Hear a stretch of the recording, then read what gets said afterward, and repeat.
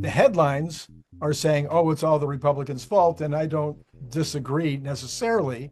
I think the Republicans should be cutting more. I think that's what Moody's was saying on Friday night. That's what they actually said. They literally said it in their announcement that the Republicans need to do more in this budget.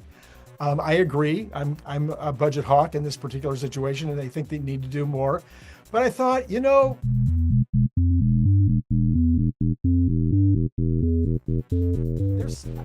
I think there's two problems here that maybe nobody's talking about. And I thought I'd bring it up and maybe somebody would run with it because I've got a very small voice here. And that is that I think the Republicans should be cutting more, but I also think they're not communicating very well what they currently have in the bill. And so I asked Grok, I said, Grok, I need to know three things here. Number one, is this thing being dynamically scored? And so Grok had an answer for that. For those of you who may not remember what dynamically scored means, it means if we get these cuts in taxes, will that result in an increase in GDP, which will increase the amount of money people make, and corporations make, which will mean that we get more revenue, and therefore it will be revenue neutral or even revenue positive, based on the economy doing well. So I asked him about, is it being dynamically scored? And I said, what about the tariffs? Are the tariffs being counted in, and how are they counting the tariffs? Because it's not decided yet. So the extra income from the tariffs, is that being counted in? And would that be something that should be happening here? And so anyway, on those two, I asked Grok, and Grok came back and said, yeah, Randy, it is being dynamically scored, but no, the tariffs are not being counted in. And I said, well, then if we did all that, would we end up maybe with at least a neutral situation, like you just pointed out, not an increase, which everybody's complaining about. It's even going to go up higher to 2.5 trillion a year, but rather we may end up staying at 2 trillion a year, but it would be a lower percentage of GDP. And Grok said 100%. That's correct. Anyway, what do you think about all that?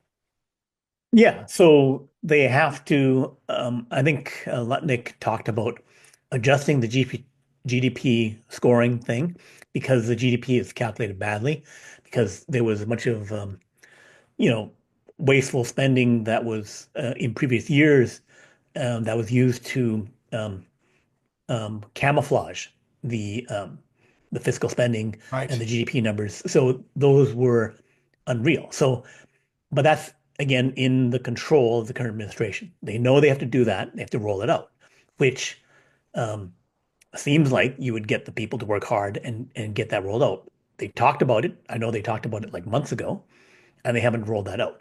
And they're also going to do some recalc of those financial numbers like you're discussing in terms Mhm. of how they score it. They got to roll that out, right? So the process of rolling that out, is it?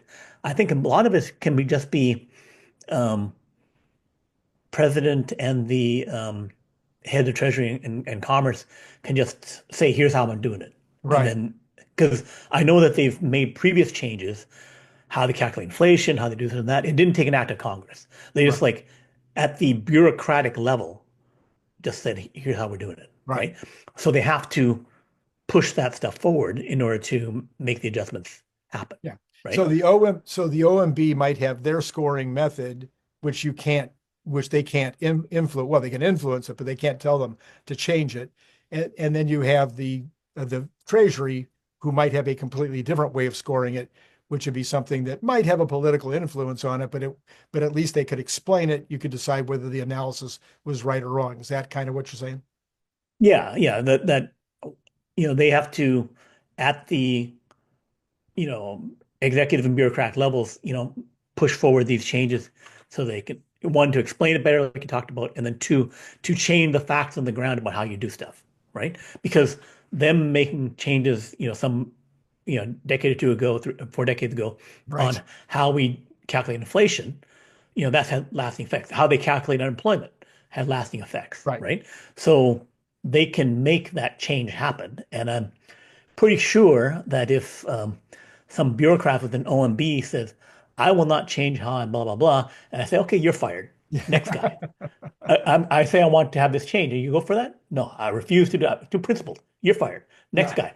Yeah, Hey, are right. you going to change the way to do it? Yes, I agree that I'm going to change the way how we calculate the OMB thing. And they say, great, we're working with you. Right? Right. That's right. So yes, OMB has whatever independence, kinda, Right. Right. Right. right? But if someone says, fire the three previous guys that had my job, I would kind of say, yes, I would agree to how you score this system.